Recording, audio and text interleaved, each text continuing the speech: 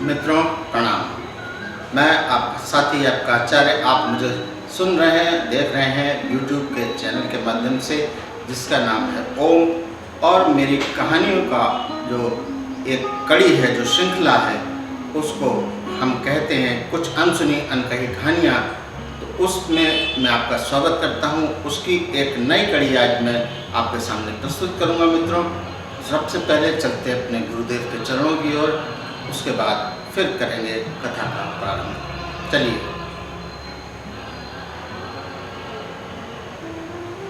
तो मित्रों, आज की कथा का शीर्षक है क्यों हुआ भगवान राम और शिव जी के मध्य युद्ध।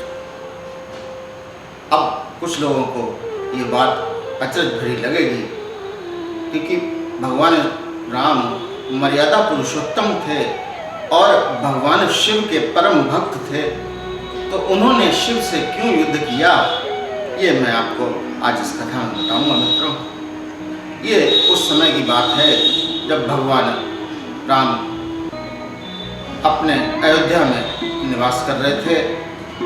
रामायण में जो लंकापति से युद्ध था वो समाप्त हो चुका था और भगवान ने अश्वमेध यज्ञ की तैयारी की थी। और अश्वमेध यज्ञ प्रारंभ हुआ और अश्वमेध यज्ञ का घोड़ा चल दिया। अपने कार्य को संपादित करने के लिए चल दिया कि जिस जिस राज्य में वो घोड़ा जाएगा, उस राज्य का राजा भगवान राम का आधिपत्य स्वीकार करे, अन्यथा भगवान राम से युद्ध करे। तो यही कार्य था। उस घोड़े के साथ में जो रक्षक तैनात थे, उसके साथ एक सेना चल रही थी घोड़े के, कि जो राजा अगर आधिपत्य अपने आप स्वीकार नहीं करता है तो फिर युद्ध के बाद वो हम उस राज्य को जीत के और अयोध्या में विलय कर देंगे। तो ये भगवान राम का यज्ञ का अश्व जब चलते चलते देवपुर की सीमा में पहुंचा, देवपुर की सीमा में पहुंचा, तो देवपुर का राजा वीरमणि था और उसके दो पुत्र थे, रुक्मांगद और शुभांगद। रुक्मांगद ने उस अश्व को पकड़ लिया और बांध लिया और अपने पिता वीरमणि से कहा कि पिताश्री, हम ये घोड़ा नहीं लौटाएंगे, हमें किसी का आधिपत्य स्वीकार नहीं है। वीरमणि ने भी सोचा कि हमें युद्ध करना चाहिए, और वीरमणि वो शासक, वो राजा था। मित्रों, मैं आपको बताता हूँ, वीरमणि भगवान शिव का परम भक्त था और भगवान शिव ने देवपुर की रक्षा का उसे वचन दिया था कि मैं तुम्हारी तप से, तुम्हारी तपस्या से, तुम्हारी पूजा से इतना प्रसन्न हूँ कि तुम्हें मैं वरदान देता हूँ कि कभी भी अगर तुम्हारे राज्य में कोई विपत्ति आएगी तो मैं तुम्हारे राज्य की रक्षा करने के लिए सदैव तत्पर रहूँगा। ऐसा शिव जी ने उसको वचन दिया था। वो भगवान शिव का वचन पाकर निर्भीक हो गया था और उसने वो घोड़ा वापस नहीं किया तथा युद्ध क्षेत्र की ओर चल दिया। राजा वीरमणि अपने भाई वीर सिंह अपने दोनों पुत्रों रुक्मांगद और शुभांगद को लेकर युद्ध क्षेत्र की ओर चल पड़ा। राम जी की सेना में जो प्रमुख लोग थे, प्रमुख व्यक्ति थे, उस अश्व के रक्षा में जो तैनात थे, उसमें से एक भरत जी के पुत्र थे पुष्कर, शत्रुघ्न महाराज थे और हमारे प्रिय बजरंगबली महाराज थे। ये और सेना, जैसे ही दोनों सेनाओं का संग्राम शुरू हुआ तो भगवान भरत के पुत्र पुष्कर ने 8 बाणों के नराज से वीरमणि को मूर्छित कर दिया। वीर सिंह से हनुमान जी का युद्ध हुआ और शत्रुघ्न ने उनके दोनों पुत्रों को नागपाश में बांध कर डाल दिया। वीर सिंह से युद्ध चल रहा था हनुमान जी का। हनुमान जी ने एक विशाल वृक्ष उठाया और उसके ऊपर दे मारा। तो जिस प्रकार वो वृक्ष उसके लगा है, उसके मुंह से खून की उल्टी हुई और वो वहीं धरती पर गिर गया। तो मित्रों, ये सब जब हो रहा था, अचानक वीरमणि को होश आया, उसकी मूर्छा खुली। उसने जैसे देखा कि मेरी सेना का तो संहार हो रहा है, उसने तुरंत भगवान शिव को याद किया कि हे प्रभु मेरा रक्षा करिए, हे प्रभु मेरी रक्षा कीजिए। भगवान शिव ने तुरंत अपनी रुद्र सेना उसके समर्थन में भेज दी। उस रुद्र सेना में वीरभद्र, भृंगी, शिंगी और नंदी जैसे गण भगवान के वीर गण थे और वो युद्ध के लिए आ गए। वीरभद्र ने पुष्कल का सर अपने त्रिशूल से काट दिया। शत्रुघ्न को शिंगी भृंगी ने भगवान शिव के दिए हुए पाश में बांध लिया तथा भगवान बजरंगबली और नंदी का परस्पर युद्ध चल रहा था और युद्ध होता रहा। उसके बाद जब कोई नतीजा निकलते नहीं देखा नंदी ने, तो नंदी ने शिवास्त्र का प्रयोग किया भगवान बजरंगबली के ऊपर। मेरे बजरंगबली शिव के ही अंशावतार हैं और शिवास्त्र का वो सम्मान करते हैं और इसीलिए उन्होंने शिवास्त्र को प्रणाम किया और उसको अपने हृदय में ग्रहण कर लिया तथा मूर्छित होकर वो गिर पड़े। भगवान राम की सेना की ये गति देखकर कुछ सैनिकों ने अपने प्रभु श्री राम को याद किया, हे प्रभु हमारी रक्षा कीजिए, हे भगवान हमारे संकट को टालिए। भगवान श्री राम ने जैसे ही अपने भक्तों की पुकार सुनी, वो तुरंत स्वयं रणभूमि में पहुंच गए और साथ में भ्राता लक्ष्मण थे। उन्होंने फिर से युद्ध शुरू करा और युद्ध में भगवान राम ने ये देखा कि शिव के गणों पर सामान्य अस्त्रों का कोई प्रभाव नहीं होगा, तो उन्होंने महर्षि विश्वामित्र द्वारा दिए गए दिव्यास्त्रों का प्रयोग करना शुरू किया।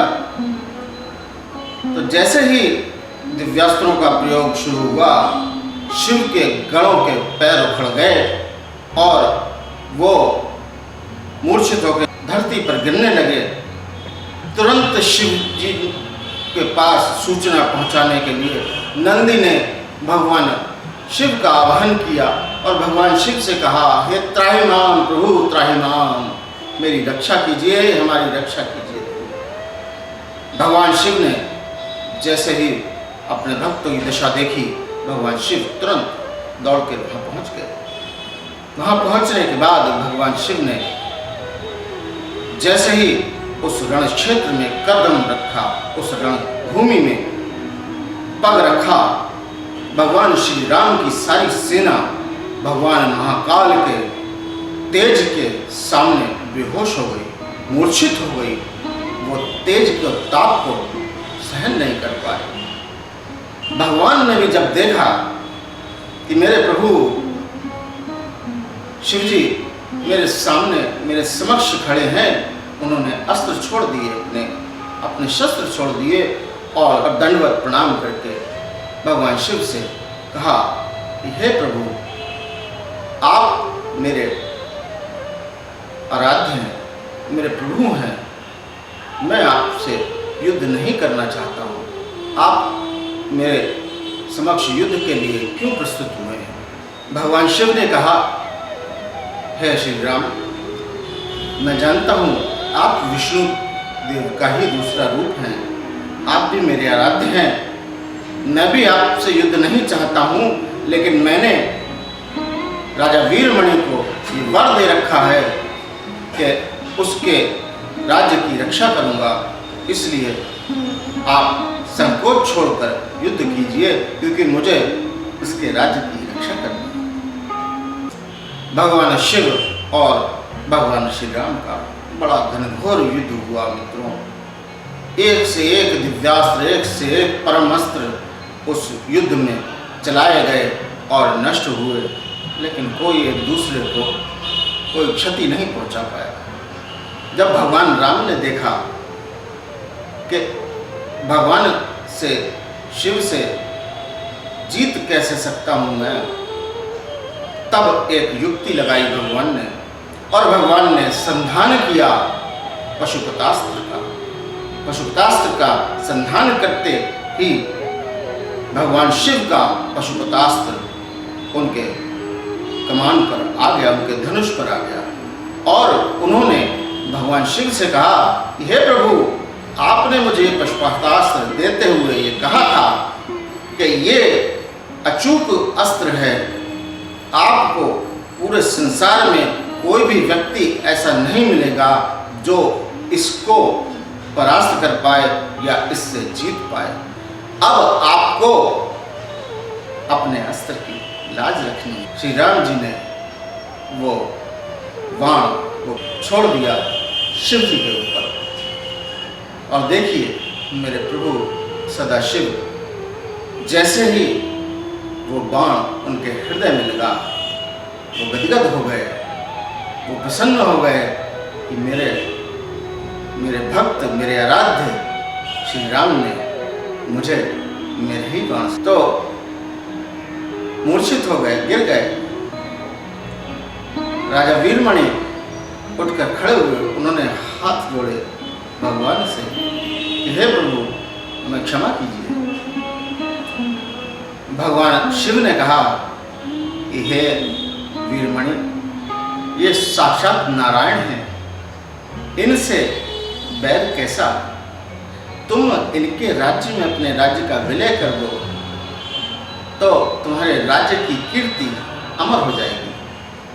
भगवान शिव से ऐसे वचन सुनकर वीरमणि ने तुरंत सहर्ष अपना राज्य भगवान के चरणों में समर्पित कर दिया। भगवान ने भी उस राज्य का अधिपति रुक्मांगद, जो उनका पुत्र था, उसको बना दिया। उसके बाद भगवान शिव ने भगवान राम से कहा कि हे राम, आपने मुझे मेरे पशुपतास्त्र से संतुष्ट कर दिया है, आप वर मांगिए, मैं आपको वर देना चाहता हूँ। भगवान राम ने भगवान शिव के आगे हाथ जोड़कर कहा, हे प्रभु, मैं ये चाहता हूँ इस युद्ध में जो हताहत हुए हैं, जो मृत्यु को प्राप्त हुए हैं, उनको पुनर्जीवन दान मिल जाए। भगवान ने ऐसे वचन कहे अपने प्रभु शिव जी से। शिव जी ने तथास्तु कहा, और भरत पुत्र पुष्कल समेत जितने भी वीरगति को प्राप्त हुए थे, सब उठ खड़े हुए, तथा राजा वीरमणि ने उसके बाद अपना राज्य अपने पुत्र को सुपुर्द कर दिया, और शत्रुघ्न जी के साथ आगे उस घोड़े की रक्षा में खुद उस घोड़े के साथ चल दिए, और अश्वमेध यज्ञ पूरा करवाने में भगवान राम को सहयोग दिया। तो मित्रों, ये थी मेरी आज की कथा। आशा करता हूँ ये कथा आपको पसंद आई होगी, और आशा करता हूँ कि आपने शायद ही ये कथा पहले कभी सुनी हो। तो जैसे कि मैं हर बार कहता हूँ कि आपको अगर मेरी कथा पसंद आई है तो आप मेरे चैनल को सब्सक्राइब कीजिए ज़्यादा से ज़्यादा, और कमेंट कीजिए कथा पर, जिससे मुझे आपके दिए विचारों से आगे बढ़ने के लिए मार्ग प्रशस्त होगा मेरा। इन्हीं विचारों के साथ मैं आपसे ये भी कहना चाहता हूँ कि जिन भाइयों को अपनी कोई व्यक्तिगत समस्या है, वो मेरे समक्ष प्रस्तुत कर सकते हैं। मैं उनकी समस्या का पूर्ण निदान बिल्कुल निःशुल्क करूँगा। मेल पर वो आप समस्या मुझे मेल कर सकते हैं, ये मेरा मेल एड्रेस है। इसी के साथ विदा लेने का समय आ चुका है मित्रों। इस सभा में बस इतना ही। अगली सभा में आपसे मैं फिर मिलूँगा। तब तक के लिए मुझे आज्ञा दीजिए।